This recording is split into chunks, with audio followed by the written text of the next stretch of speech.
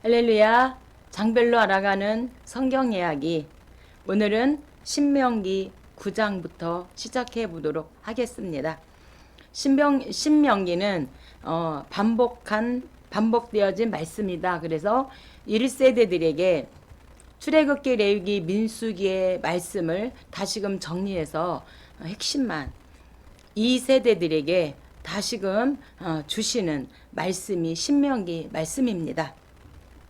오늘은 9장부터 시작해 보도록 하겠습니다. 이제 2세대들이 가나안 땅에 들어가서 하나님 말씀을 지키고 그 말씀에 순종하고 살면 하나님께서 복을 주실 것이니 우리가 지난주에 그 하나님의 은혜를 잊지 말라고 당부하시고, 오늘 9장은 돌판 파괴입니다.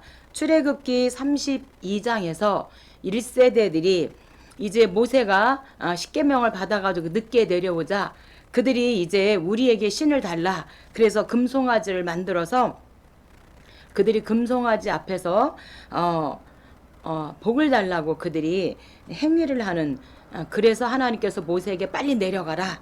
그래서 이제 모세가 그 광경을 보고, 이제 아직 이스라엘 백성들은 인준되어진 하나님의 그 십계명을 알지 못하기 때문에 모세가 하나님이 이 말씀은 아직 무효입니다.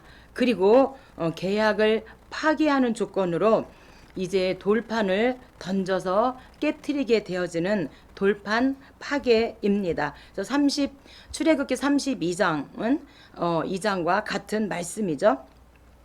이스라엘이 가나안 땅을 차지하게 된 것은 하나님의 섭리 때문이죠. 이 사실을 밝히기 위해서 모세는 이스라엘이 대항해야 할 가나안 족속들이 이스라엘보다 더 강하다는 점을 지적하면서 이제 구체적으로 출애굽 이후 이스라엘이 거듭하여 범했던 그 반역과 불순종의 그 자치들, 그리고 자신의 중보 기도를 상기시키는 9장 돌판 파괴입니다. 12절입니다. 내게 이르시되 일어나 여기서 속히 내려가라. 내가 애굽에서 인도하여 낸 내 백성이 스스로 부패하여 내가 그들에게 명령한 돌을 속히 떠나 우상을 부어 만들었느니라. 그래서 이들이 금으로 이제 송아지를 만들게 되어지는 16절 말씀입니다. 여호와께 범죄하여 자기를 위하여 송아지를 부어 만들어서 여호와께서 명령하신 돌을 빨리 떠났으므로 내가 그 두 돌판을 내 두 손으로 들어 던져 너희 목전에서 껴뜨렸느니라. 아멘. 이 돌판에 나 외에 다른 신을 섬기지 말라. 어떤 형상이든지 만들지 말고 그것들에게 절하지 말고 여호와의 이름을 망령되이 일컫지 말라라고 이 십계명에 기록되어 있는데, 아직 이스라엘 백성들은 이 말씀, 기록되어진 말씀을 모르잖아요. 그래서 모세가 이제 그 돌판을 파괴함으로 하나님, 이 백성 몰라서 그랬으니 용서해 주세요, 이런 의미로 이제 돌판을 깨트리게 되어져요. 그런데 하나님께서 명령하신 그 돌을 벌써 이들이 떠나고 하나님 앞에 범죄하는 모습들을 볼 수 있는데, 그러한 모습들이 바로 나의 모습이고 우리의 모습이 아닌가 생각해 봅니다. 10장입니다. 10장은 이제 다시금 하나님께서 돌판을 허락하시는 2차 돌판이고, 출애굽기 34장 역시 2차 돌판입니다. 그래서 출애굽기, 레위기, 민수기의 말씀이 반복되어져서 다시금 신명기에서 2세대들에게 핵심의 말씀을 허락해 주셔서 다 반복되어진 말씀입니다. 모세는 하나님이 두 돌판을 주신 사건들을 회상함으로써 이스라엘의 불순종과 이스라엘의 그 하나님의 자비와 인내를 극적으로 대조시키는 것을 알 수 있습니다.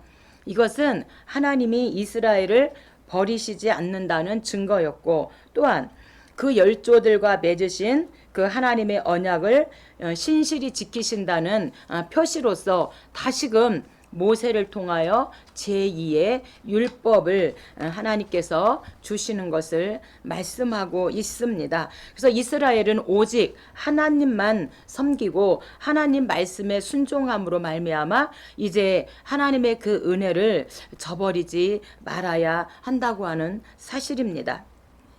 3절입니다. 내가 조각목으로 궤를 만들고 처음 것과 같은 돌판 둘을 다듬어 손에 들고 산에 오르매 여호와께서 그 총의 날에 산 위 불 가운데서 너희에게 이르신 십계명을 처음 것과 같이 그 판에 쓰시고 그것들을 내게 주시기로 그러므로 너희는 마음에 할례를 행하고 다시는 목을 곧게 하지 말라라고 말씀하고 있습니다.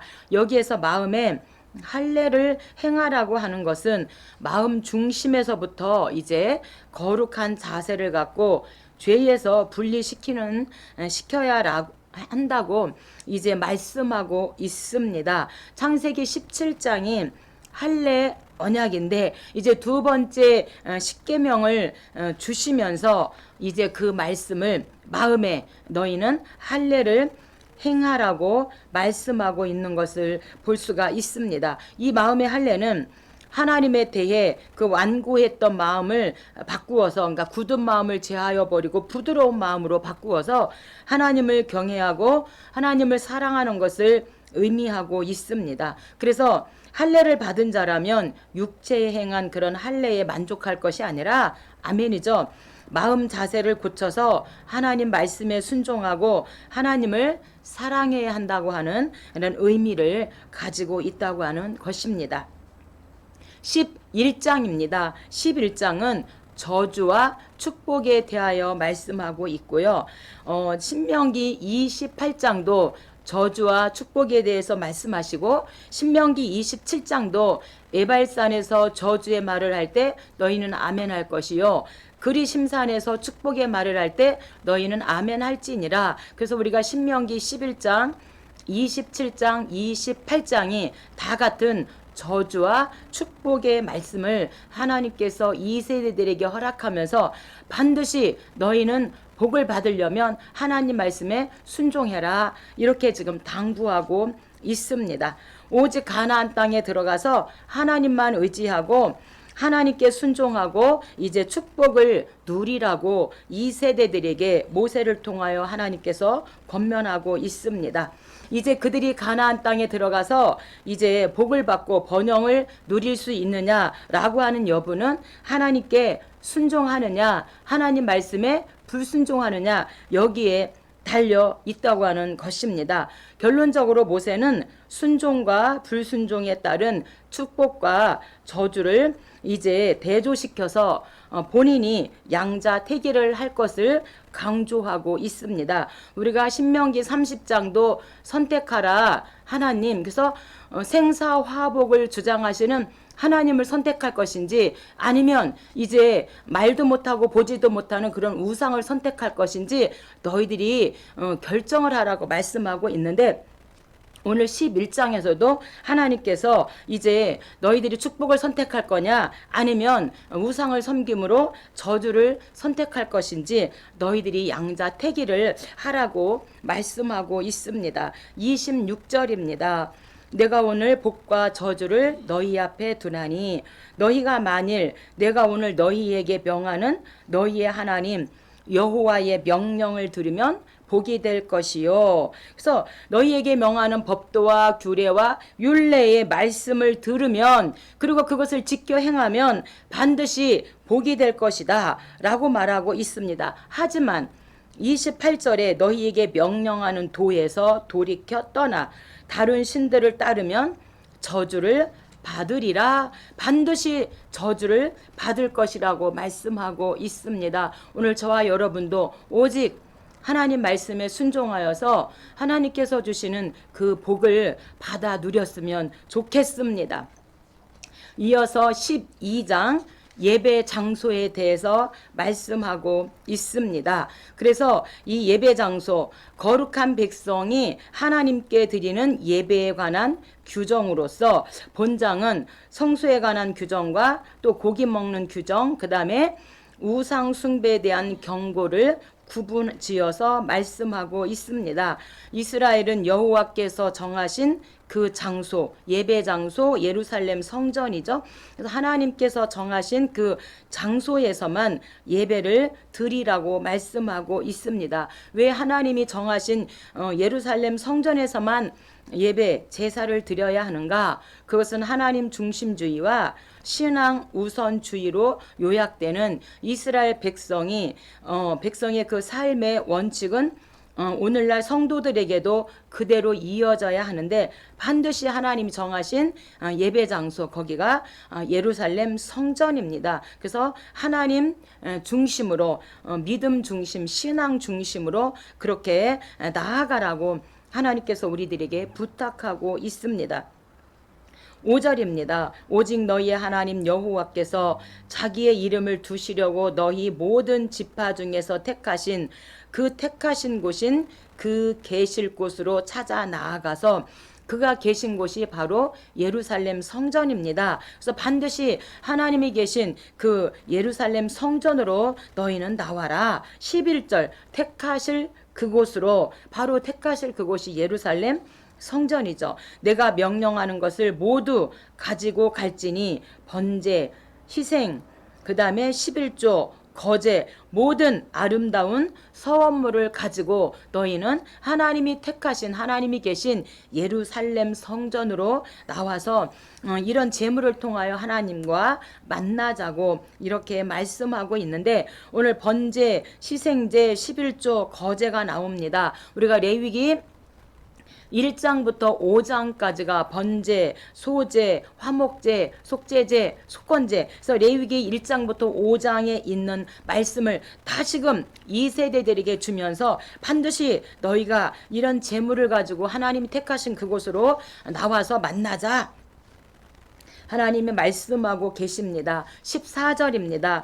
택하실 그곳에서 번제를 드리고 18절 택하실 곳에서 내 자녀와 노비와 성중에 거주하는 레위인과 함께 그것을 먹고 레위인을 저버리지 말지니라 라고 하나님께서 2세대들에게 부탁하고 21절 역시 택하신 곳이 내게서 멀거든 너는 여호와께서 주신 소와 양을 잡아 내 각성에서 내가 마음에 원하는 모든 것을 먹되 그래서 정말 예루살렘 성전이 멀다면 이제 하나님께서 주신 레위 인성 48개의 성이 있잖아요. 각 지파마다 하나님 앞에 내놓은 그 레위인 성으로 가라는 거예요. 그래서 하나님께서 주신 소와 양을 잡아서 레위인 성으로 각 지파에 있는 거기에서 하나님께서 만나자 이렇게 말씀하고 있습니다. 26절 역시 오직 내 성물과 서원물을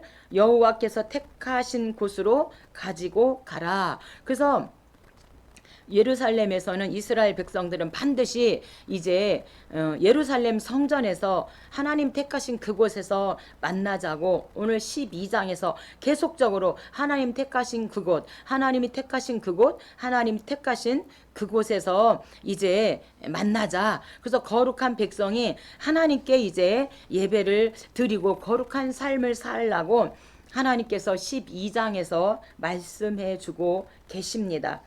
13장입니다. 13장은요. 우상숭배 진멸인데요.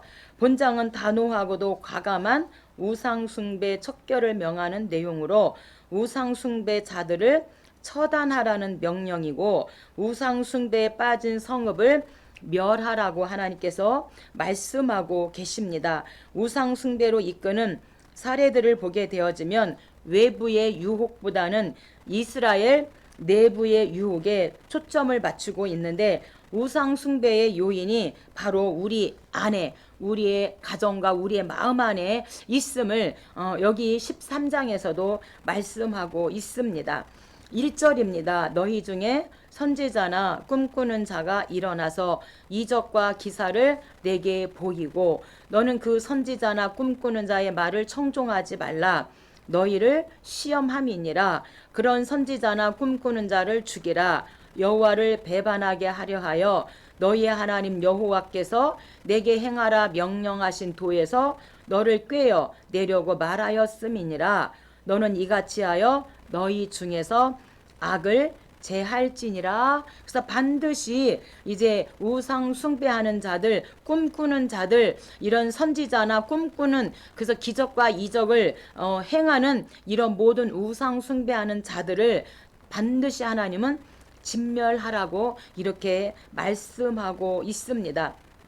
우리가 열왕기상 18장에 보면은 850대 1로 이제 바알과 아세라 선지자들, 그 다음에 하나님의 사람 엘리야와 이제 갈멜산에서 850대 1로 대결하게 되어지는데, 우리 엘리야를 통해서 하나님의 놀라운 역사가 나타나면서 이제 그 850명의 그 꿈꾸는 자, 바알과 아세라 선지자들을 다 죽이는 하나님의 그런 역사가 열왕기상 18장에서 일어나는 것을 볼 수가 있는데, 6절에 보니까 내 어머니의 아들, 내 형제나 내 자녀나 내 품의 아내나 친구가 가만히 너를 꾀어 이르기를 너와 내 조상들이 알지 못하던 다른 신들을 섬긴다면 용수 없이 부모라 할지라도, 친구라 할지라도, 자녀라 할지라도, 품의 아내라 할지라도 용서하지 말고 죽이라고 이렇게 하나님께서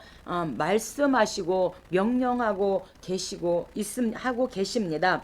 우리가 역대하 14장에 보면 남유다의 아사왕이 나옵니다. 이 아사왕은 41년 동안 집권을 하게 되어지는데, 이제 아사왕 때 아사가 왕이 되면서 바로 이런 우상들을 전부 다 이제 성전을 정화시키고 우상들을 이제 다 없이 합니다. 그런데 어머니가 우상을 숭배하니까 어머니를 폐위시키면서까지 우상을 전부 다 이제 죽이는 이런 하나님의 놀라운 역사를 이 아사왕이 행하게 되어지고, 우상을 오늘 본문에 말씀하신 대로 우상을, 유다의 모든 우상들을 진멸해요. 어머니를 폐위시키면서까지 우상을 진멸하는 정말 아사왕 멋진 왕입니다. 그래서 우리가 정말 우리 마을 한 만수 남동구에 있는 모든 우상을 진멸하는 것도 어렵죠.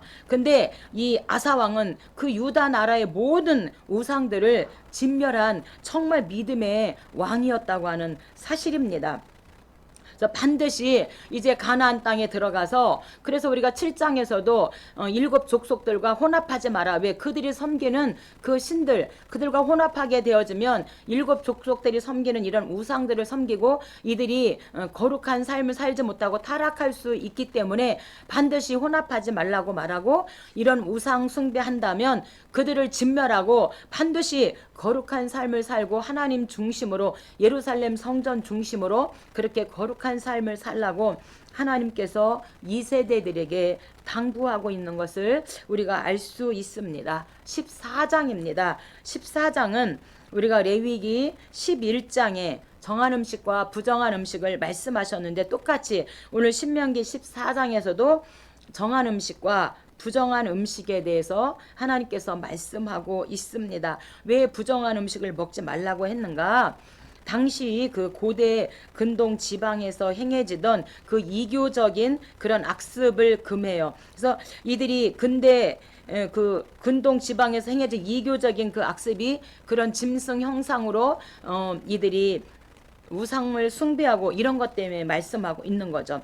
정한 음식과 부정한 음식을 철저히 구별할 것을 말씀하고 있는데, 3절로 21절에 열거된 그런 짐승들은 이방 종교와 관련된 것이기에 부정한 것들로 규정하고 이런 것들을 먹지 말라고 하나님께서 말씀하고 있습니다. 4절입니다.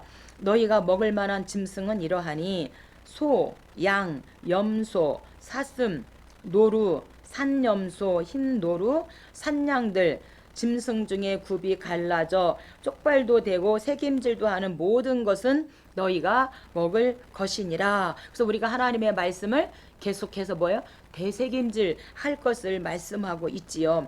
그 다음에 7절에 먹지 못할 것은 낙타, 토끼, 사반, 이런 거 부정하고 돼지는 구분 갈라졌으나 책임지를 못함으로 너희에게 부정하니 너희는 이런 것의 고기를 먹지 말 것이며 그 사체도 만지지 말 것이니라 이렇게 말씀하고 있습니다. 왜 하나님께서 레위기 11장에서도 신명기 오늘 14장에서도 음식 규례 그러니까 정한 것과 부정한 것의 그 음식 규례를 반복해서 말씀하고 있는가?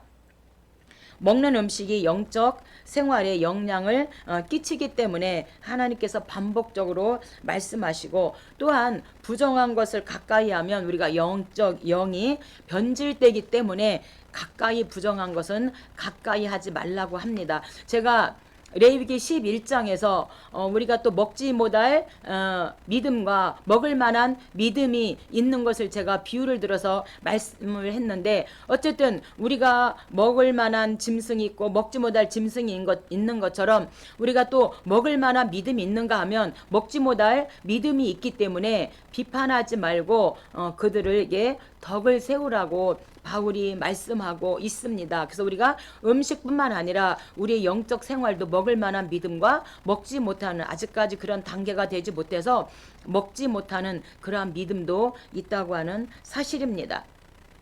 15장입니다. 15장은 면제년 그 다음에 7년째는 땅도 그 다음에 빚도 면제해주고 종도 해방시켜주라고 다시금 말씀하고 있는데 출애굽기 21장이 종해방, 살인사건, 과실치사 이렇게 출애굽기 21장의 말씀을 다시금 15장 신명기 15장으로 가져와서 반드시 빚도 갚지 못한다면 7년째는 탕감해주고 땅도 7년째는 쉬게 해주고 종도 해방해 주라고 말씀하고 있습니다. 7년을 주기로 하여 마지막 해에 7년째 되는 그 해는 여호와의 면제년으로 이 해에는 동족의 빚을 탕감해 주고 종으로 팔린 히브리인을 해방시켜 주고 또한 언약 백성인 사랑의 공동체로 이렇게 할 때 이제 하나 되기 위한 그런 조치로서 종도 해방해주고 땅도 쉬게 해주고 빚도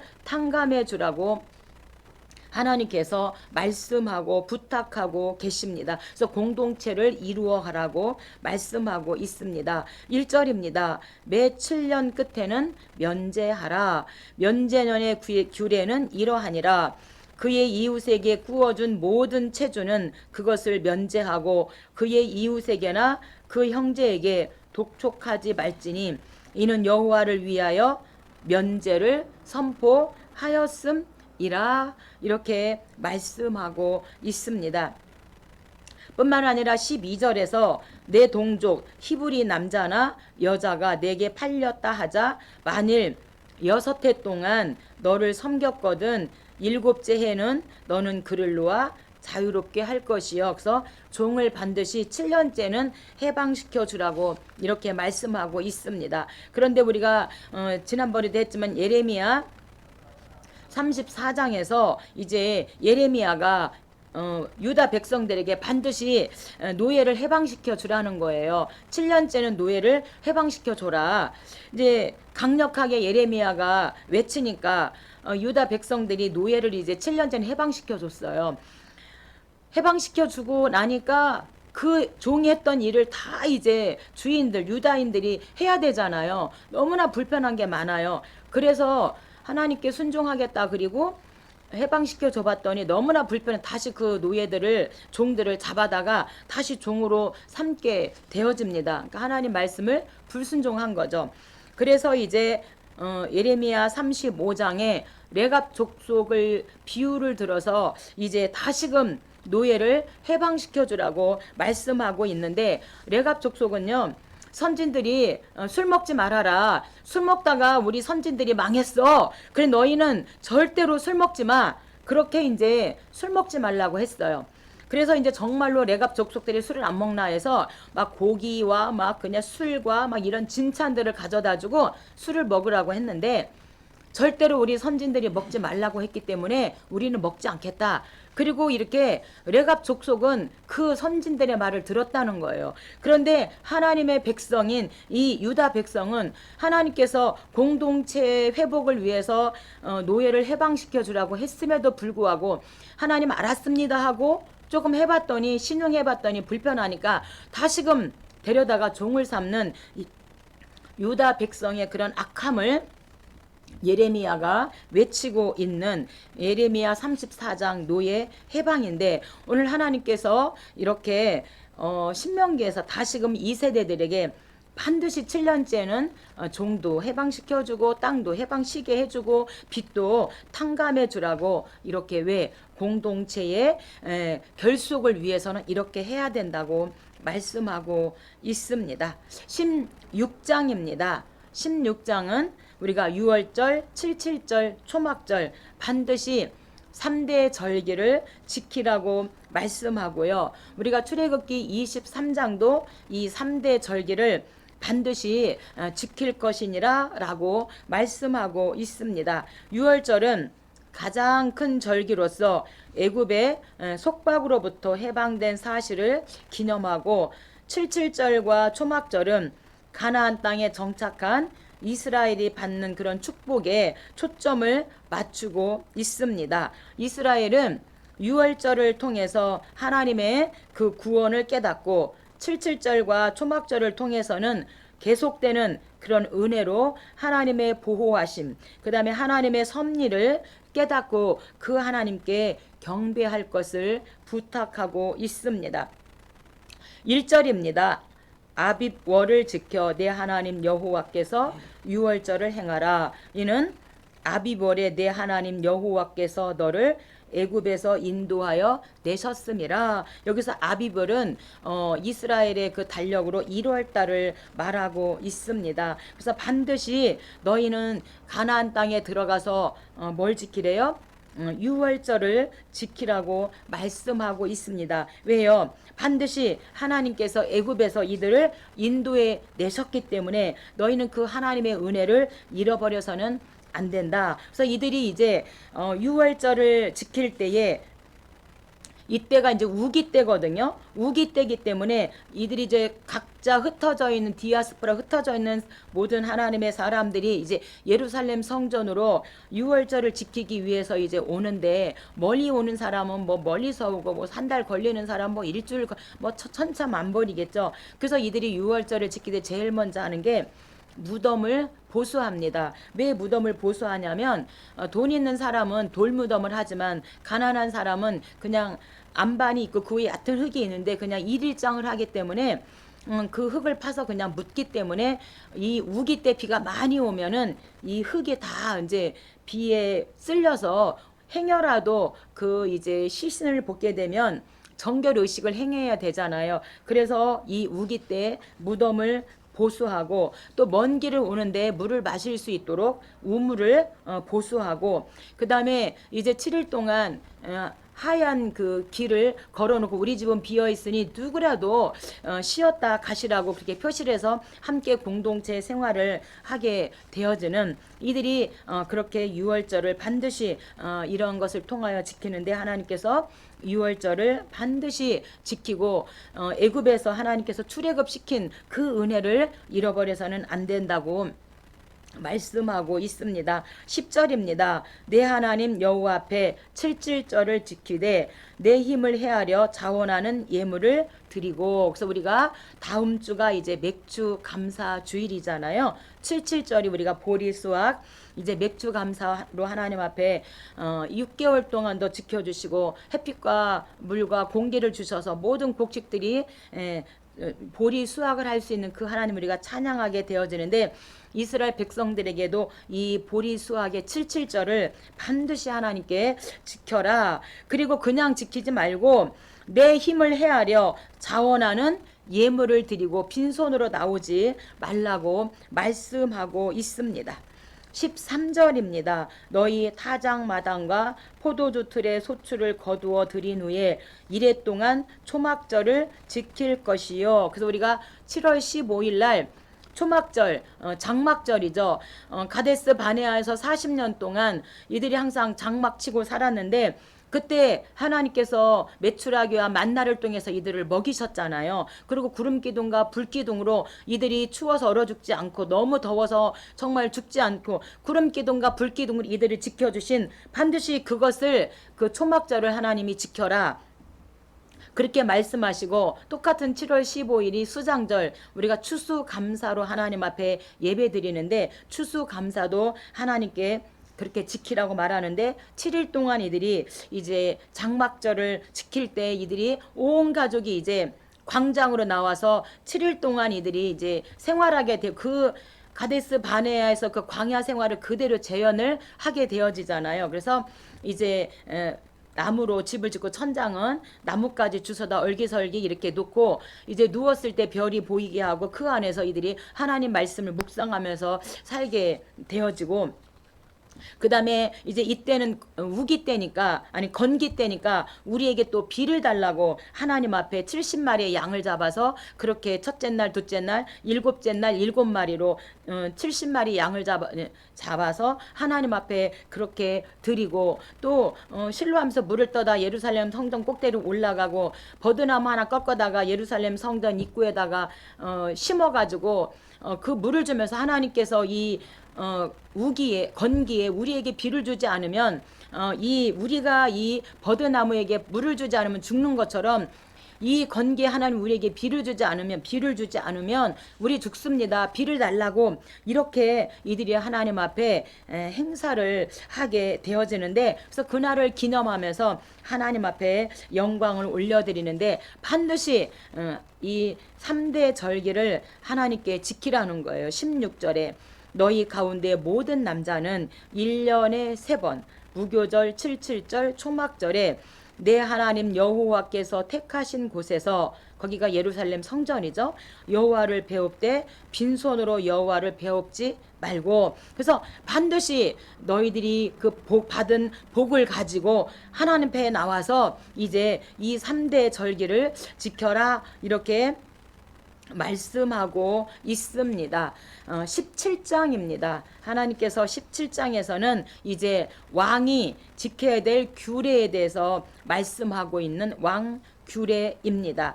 2가지 재판 규례와 왕정 제도에 관한 그런 지시를 말씀하고 있습니다. 우상 숭배자들은 극형의 처함이 마땅하다고 말씀하시고, 이들을 처형할 때에 증인들을 세우게 함으로써 증거 재판주의의 취지가 최대한 고려되었음을 알 수 있습니다. 또한 하나님은 이방 국가의 그 왕정과 구별되는 제도를 알려주시는데, 이스라엘의 왕들은 반드시 하나님의 뜻에 따라 백성을 다스리는 하나님의 대리자가 돼야 한다고 말씀하고 있습니다. 15절입니다. 반드시 내 하나님 여호와께서 택하신 자를 내 위에 왕으로 세울 것이며, 반드시 하나님께서 택하신 자를 왕으로 세워라 이렇게 말하고, 내 위에 왕을 세우려면 내 형제 중에서 한 사람으로 할 것이요 내 형제 아닌 타국인을 내 위에 세우지 말 것이라고 말씀하잖아요. 그래서 이들이 이제 우리가 사무엘 상이 이제 사울왕, 이들이 이제 초대왕으로 사울을 이제 초대왕으로 세우죠. 그리고 이제 사울왕 다음에 다윗, 그 다음에 솔로몬, 이렇게 이제 이들이 왕정 시대로 나아가는 것이고, 그 다음에 이제 열왕기상 12장에서는 남유다와 북이스라엘이 이제 분열 왕국으로 이렇게 나누어지는 것을 우리가 알 수 있는데, 하나님께서 아직 이때는 이제 왕을 세울 때는 반드시 하나님께서 택하신 자를 세우고, 반드시 형제 중에서 세우고, 그 왕은 병마를 많이 두지 말 것이요 아내를 많이 두어 그의 마음에 미혹되지 하지 말 것이며, 자기를 위하여 은금을 많이 쌓지 말 것이요 그가 왕위에 오르거든 이 율법서의 등사본을 레위 사람 제사장 앞에서 책에 기록하여 평생에 자기 옆에 두고 읽어 여호와 경외하기를 배우며 이 율법의 모든 말과 이 규례를 지켜 행할 것이라 라고 말씀하고 있습니다. 그래서 우리가 처음에 초대 왕인 사울도 처음에는 한 2년 동안은 정말 겸손하게 하나님 말씀대로 그렇게 있었는데 나중에 교만해지니까 이제 자기와 같은 그런 형상을 만들어서 세우고 범죄하는 것을 우리가 알 수 있는데, 우리가 남유다에 요아스 왕이 있어요. 남유다의 요아스 왕은요, 왕이 되자마자 제일 먼저 한 게 무엇이냐면 성전 수리를 하게 되어집니다. 왜 그러냐면 요아스 위에 아달랴가 있는데 그의 아들 여호아스를 죽이고 아달랴가 이제 여왕이 돼요. 여왕이 되면서 이제 바알과 아세라, 이 북이스라엘 백성들에게 우상을 섬기도록 그렇게 남유다 백성들에게 우상을 보급하죠. 바알과 아세라를. 그래서 이제 그 아달랴가 죽고 요아스가 왕이 되었을 때, 그래서 아달랴 여왕 때 하나님의 성전이 우상으로 물들었어요. 근데 이제 요아스의 고모부이고 대제사장인 여호야다가 요아스가 나이가 어리기 때문에 섭정을 하면서 이제 제일 먼저 성전 수리를 하게 되어지는데, 요아스가 대제사장 이 여호야다와 짝꿍이 되니까 하나님 중심으로 가고 성전을 수리하고 모든 백성으로 하여금 다시금 하나님께 돌아와서 이제 하나님을 섬기도록 하는 정말 멋있는 왕이 요아스 왕입니다. 오늘 이제 우리나라에도 이렇게 하나님 앞에 기도하면서 이 나라를 치리하고 하나님 말씀으로 이 나라를 치리하면 얼마나 좋을까요? 수많은 크리스찬들이 나라와 민족을 위해서 기도하기 때문에 그날이 오지 않을까 생각합니다.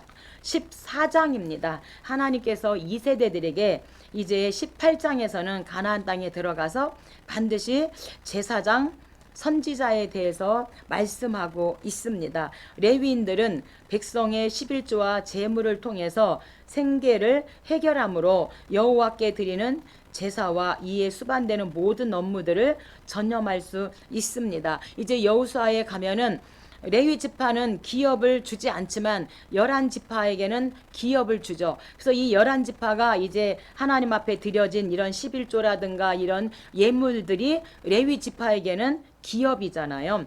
그래서 이제 레위인들은 백성들의 그 11조와 제물을 통해서 생계를 해결함으로 여호와께 드리는 제사와 이에 수반되는 모든 업무를 전념할 수 있도록 하나님께서 그렇게 이제 세우시죠. 제사장들을. 이스라엘은 이방 민족들의 점쟁이, 마술사, 신접자 이런 사람들을 철저히 물리치고 여호와께서 세우신 선지자, 그 다음에 선지자의 그 말씀 메시지에 순종하라고 이렇게 말하고, 궁극적으로는 선지자이신 예수 그리스도를 대망하라고 기다리라고 말씀하고 있습니다. 3절입니다. 제사장이 백성에게 받을 몫은 이러하니 곧 그 드리는 제물의 소나 양이나 그 앞다리와 두 볼과 위라. 이것을 제사장에게 줄 것이요 또 내가 처음 거둔 곡식과 포도주와 기름과 내가 처음 깎은 양털을 내가 그에게 줄 것이니 이는 여호와께서 내 모든 지파 중에서 그를 택하여 내시고 그와 그 자손들에게 항상 여호와의 이름으로 서서 섬기게 하였음이라. 이렇게 말씀하고 있습니다. 그래서 오늘날 이제 목사님들에게 교회가 사례를 드리는 것은 오직 하나님의 일을 섬길 수 있도록 이렇게 하는 것이죠.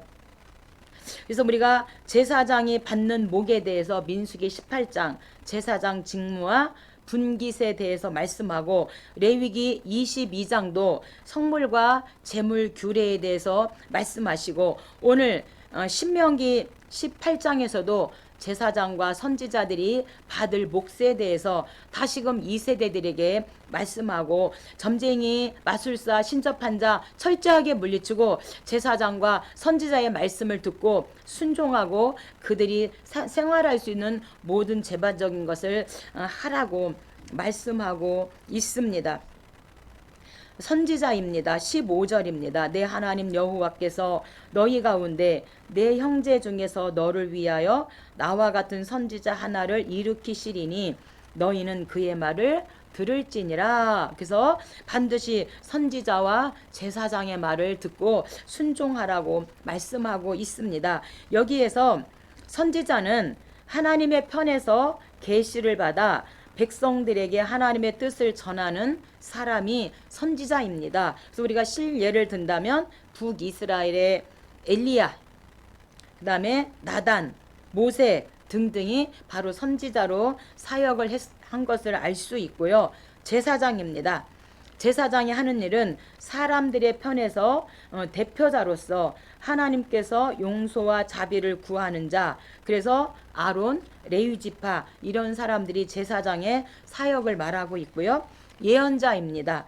예언자는 장래에 벌어질 일들을 계시받아 전하여 백성들에게 일깨우는 자, 그래서 우리가 다니엘, 나훔, 요나 등등 우리가 말할 수 있고요. 사사입니다. 사사시대의 그 사사들은 이스라엘 민족이 요단강을 여호수아의 주의 아래 건너 가나안 땅에 정착하여 여호수아가 죽고 초대 사울왕이 있기 전까지, 그러니까 왕이 없던 시절에 지도자와 이방 민족과 대치하여 싸우는 지도자로 세우신 자가 12명의 사사입니다. 그래서 하나님께서 가나안 땅에는 제사장과 선지자를 세우고 이제 그들의 말을 듣고 오히려 제사장과 선지자를 하여금 너희를 섬기며 너희에게 축복할 수 있도록 복을 빌 수 있도록 그렇게 하라고 당부하고 있습니다.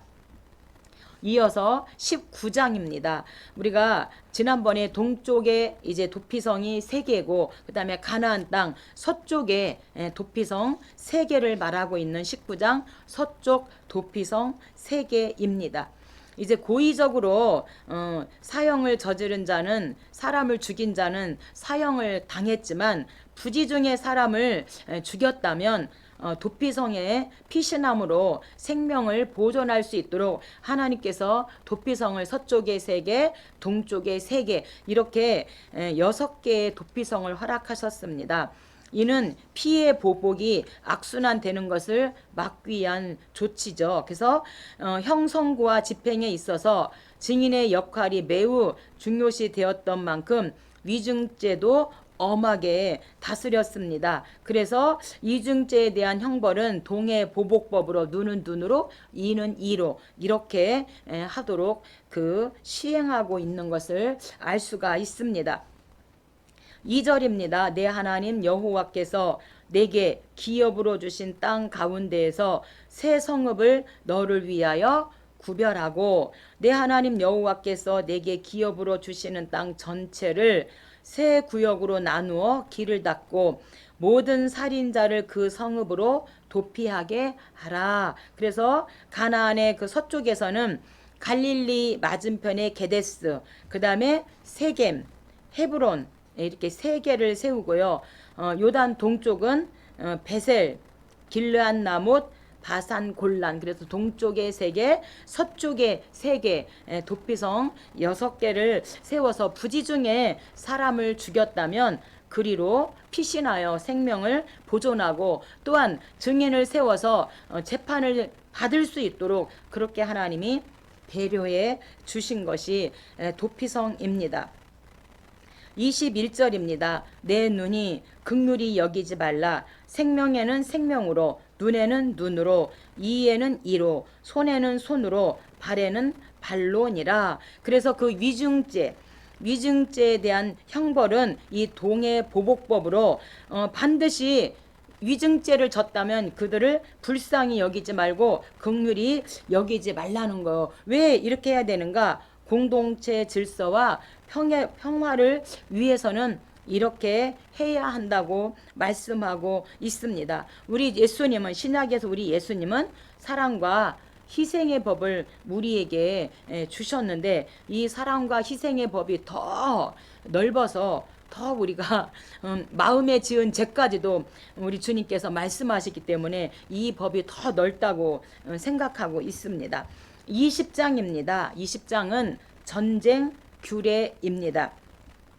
이제 이방 성읍을 공략하는 그 과정에서 가나안 사람들은 철저히 진멸하고 약속의 땅에 이방 악습의 그런 잔재를 뿌리 뽑지만 멀리 떨어져 거하는 민족들에게는 먼저 화친을 권하고 이를 거절할 경우에만 이제 공격하고 전쟁을 하라고 말씀하고 있어요. 왜 가나안 사람은 철저히 진멸하고 뿌리를 뽑아야 하는가? 이스라엘 백성들에게 주신 땅이 가나안 땅이고 가나안의 7족속을 철저히 진멸하지 않으면 그들과 혼합되어져서 정말로 또 우리가 출애굽해서 이들이 가데스 바네아에서 불평하고 원망한 게 그 같이 따라온 그 잡족들 때문에 만나 먹고 싶다, 고기 먹고 싶다 이래서 이들이 더 범죄하게 된 거잖아요. 그래서 하나님께서는 가나안의 7족속은 철저히 진멸하라는 거예요. 그러나 멀리 떨어져 거하는 그런 민족들에게는 전쟁을 할 때 먼저 전쟁하지 말고 먼저 화친을 권하고 거절할 경우에만 공격하고 전쟁을 하라고 전쟁에 대한 규례도 하나님께서 정말로 너무나 자세하게 이렇게 우리들에게 가르쳐주고 이스라엘 백성들이 가나안 땅에서 어떻게 살아야 될지를 너무나 자세하게 이렇게 하나님께서 말씀해주고 계십니다.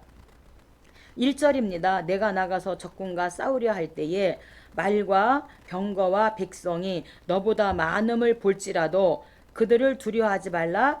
애굽 땅에서 너를 인도하여 내신 내 하나님 여호와께서 너와 함께 하시느니라. 아멘. 오늘 이스라엘 백성들에게 너희들의 적군이 멀리 있는 적군들이 많다 할지라도 걱정하지 말라는 거예요. 두려워하지 말라는 거예요. 우리 하나님이 애굽에서 출애굽시킨 하나님의 그 능력과 하나님의 그 위대하심을 너희들이 알지 못해? 들었잖아. 내가 너와 함께 하니까 걱정하지 말고 두려워하지 말아라. 이렇게 하나님께서 말씀하고 있습니다. 오늘 저와 여러분도 두려워하고 계십니까? 뭔가 걱정이 있습니까? 하나님을 의지하시고 정말 나보다 나를 더 잘하시는 우리 하나님께서 나의 등 뒤에서 우리가 주저앉은 우리를 일으켜 세우시고 나의 등 뒤에서 막 밀어주시면서 일어나 걸으라고 하시는 우리 주님의 음성을 들으셨으면 좋겠습니다. 10절입니다. 내가 어떤 성읍으로 나아가서 치려할 때에는 그 성읍에 먼저 화평을 선언하라. 오직 내 하나님 여호와께서 내게 기업으로 주시는 이 민족들의 성읍에서는 호흡 있는 자를 하나도 살리지 말지니. 그래서 멀리 떨어져 있는 성읍들은 먼저 화평을 선언하고 그들이 반대했을 경우에는 전쟁을 하지만 우리가 16절부터 17절은 오직 내 하나님 여호와께서 내게 기업으로 주시는 이 민족 가나안 땅에 있는 성읍에서 이 가나안 7족속은 호흡이 있는 자는 하나도 살려두지 말라고 말씀합니다. 이어서 17절 헷 족속, 아모리 족속, 가나안 족속, 브리스 족속, 히비 족속, 여부스 족속을 내가 진멸하되 내 하나님 여호와께서 내게 명령하신 대로 하라. 하나도 살리지 말아라. 7장에서도 이 이방 족속과 혼합하지 말고 이제 전쟁할 때 하나도 살리지 말라고 이렇게 하나님께서 당부하고 있습니다. 행여나 이들과 혼합되어져서 또 우상 섬기고 범죄할까봐 하나님께서 다 죽여라. 그래서 오늘 이 말씀이 우리 안에도 내 안에 있는 모든 우상과 같은 나로 하여금 하나님께 가까이 나아가지 못하는 이런 모든 부분들은 다 뭐래요? 살리지 말래요. 다 죽이래요. 하나님께서 말씀하고 있습니다. 21장입니다. 21장은요. 미결수, 포로된 자, 장자권, 패역한 자식, 나무에 달린 시체에 대해서 아주 조목조목하게 하나님께서 다시금 말씀해 주고 있습니다. 그래서 우리가 한 자씩 뽑아서 우리가 읽어 외운다면 미결수, 포로된 자, 장자권, 패역한 자식, 나무에 달린 시체. 그래서 미포장패나 미포장패나 이렇게 하면은 우리가 이 5개의 제목을 우리가 외울 수가 있습니다. 살인자를 알 수 없는 이 살인 사건의 해결책에 대해서 또한 전쟁에서의 그 포로로 잡은 여자를 아내로 맞는 규정에 대해서 맏아들의 그 상속권에 대해서 그리고 패역한 아들에게 내리는 형벌에 대해서 또 가정에서 일어날 수 있는 여러 가지 문제들의 처리 방법을 소상하게 하나님께서 미포장 페나를 통해서 말씀하고, 왜 하나님께서 이렇게 자세하게 여러 가지 이런 규정들을 말씀하고 있는가? 이 규정들 속에서 공의로운 공동체를 향한 하나님의 계획이 드러나 있다고 하는 사실입니다. 그래서 이 공동체에 대해서, 공동체가 하나 돼야 되기 때문에 이렇게 하나님께서 자세하게 소상하게 말씀해 주고 있습니다. 1절입니다. 내 하나님 여호와께서 내게 주어 차지하게 한 땅에서, 가나안 땅이죠, 피살된 시체가 들에 엎드려진 것을 발견하고 그 쳐 죽인 자가 누구인지 알지 못하거든. 분명 가서 보니까 가나안 땅에 엎드려진 시체가 있는데 누가 죽였는지 알지 못해요. 이게 바로 미결 살인 사건인데, 이랬을 때는 어떻게 해야 되는가에 대해서 1절부터 말씀하고 있습니다. 5절입니다. 5절은요. 내가 만일 포로 중에 아리따운 여자를 보고 그에게 연연하여 아내를 삼고자 하거든. 포로된 자를 이제 너무나 마음에 들어서 여자를 내 아내로 삼는다면 어떻게 해야 되는지를 자세하게 이어서 하나님께서 말씀하고, 15절입니다. 어떤 사람이 두 아내를 두었는데 하나는 사랑을 받고 하나는 미움을 받다가 그 사랑받는 자와 미움을 받는 자가 둘 다 아들을 낳았다 하자. 그 미움을 받는 자의 아들이 장자이면 미움을 받는 자기 아들보다 앞세우지 말고 반드시 그 미움을 받는 자의 아들을 장자로 인정하여 자기의 소유에서 그에게는 두 몫을 줄 것이니 장자의 권리가 그에게 있음이라. 그래서 장자권에 대해서 아무리 미움을 받는 여자가 난 아들이라 할지라도 그 아들이 장자라면 그 아들에게 두 몫을 주는 것이 맞다라고 이렇게 말씀하고 있습니다. 18절입니다. 패역한 자식인데 사람에게 완악하고 패역한 아들이 있어 부모가 징계하여도 순종하지 아니하거든. 그 성읍 장로들에게 말하기를 이 자식은 완악하고 패역하여 우리 말을 듣지 아니하고 방탕하여 술에 잠긴지라 하면, 21절에 답을 말하고 있어요. 그 성읍이 모든 사람들이 그를 돌로 쳐 죽일지니 너희 중에서 악을 제하라. 그리하면 온 이스라엘이 듣고 두려워하리라. 그래서 이스라엘 유다법은 돌로 쳐서 죽이는 거예요. 그래서 돌로 쳐서 죽이면 이제 모든 사람들이 야, 부모 말을 거역하면 저렇게 돌에 맞아 죽는구나. 그래서 두려워하고 이렇게 패역한 자식이 생기지 않게 될 것이고, 그래서 공동체 생활이 잘 유지될 것이다. 가정이 잘 유지될 것이다. 하나님께서 말씀하고 있습니다. 22절입니다. 나무에 달린 시체입니다. 사람이 만일 죽을 죄를 범함으로 내가 그를 죽여 나무 위에 달거든 그 시체를 나무 위에 밤새도록 두지 말고 그날에 장사하여 나무에 달린 자는 하나님께 저주를 받았음이니라. 아멘. 그래서 이제 죽을 죄를 범함으로 이제 나무에 달았어요. 그래서 이제 십자가에, 우리 주님도 십자가에 달리셨는데 저주를 받은 자는 이렇게 나무에 이제 시체를 매달게 되어집니다. 그런데 그 시체를 밤새도록 두지 말라는 거예요. 만약에 나무에 매달아서 그 시체를 밤새도록 둔다면 어떻게 될까요? 무서운 그런 들짐승이나 이런 짐승들이 이 시체에 손을 대겠죠. 그러기 때문에 밤새도록 두지 말고 그날에 바로 장사해라. 그리고 나무에 달린 자는 하나님께 저주를 받은 자라고 이렇게 말씀하고 있습니다. 근데 왜 이렇게 말씀하는가? 하나님이 저주를 받은 그 시체로 인해서 그 땅이 부정해지는 것을 막기 위해서 그 시체를 밤새도록 두지 말아라. 이렇게 말씀하고 있습니다. 근데 우리 예수님께서도 나와 저를 위하여 또 저와 여러분을 위해서 온 인류의 죄를 담당하시고 이 나무 위에서 십자가에 못 박혀 죽으심으로 말미암아 우리는, 저와 여러분은 율법의 저주에서 해방되었다고 갈라디아서 3장 13절에서 말씀하고 있습니다. 오늘 우리가 이 나무에 달린 시체 때문에 우리가 시간이 지금 다 돼가는데 마지막으로 우리가 한 번 더 생각해 본다면 사무엘하 21장에 이제 원수 갚아주는 게 나오는데 기브온 사람 이제 기브온 사람들이 이제 동맹을 맺게 되어졌잖아요. 불쌍한 마음 이렇게 불쌍하게 와가지고 그래서 이제 항상 그 기브온 사람들이 이들의 목에 가시가 되고 허리에 이제 이들이 정말 가시가 될 거라고 말하고 있는데 사울 왕가에서 이 기브온 사람들을 죽이지 않겠다고 그렇게 맹세를 했는데 사울 왕가에서 기브온 사람들을 죽입니다. 그리고 이제 흘러서 다윗 왕가까지 갔는데 다윗 왕 때 3년 동안 비가 오지 않는 거예요. 그래서 다윗이 하나님께 물어봐요. 하나님, 제가 하나님 앞에 잘못한 게 없는데 왜 3년 동안 이 땅에 비를 주지 않습니까? 이렇게 다윗이 기도하며 하나님께 물었어요. 그랬더니 하나님께서 다윗에게 가르쳐 주는 게 사울 왕가에서 기브온 사람들을 죽였다는 거예요.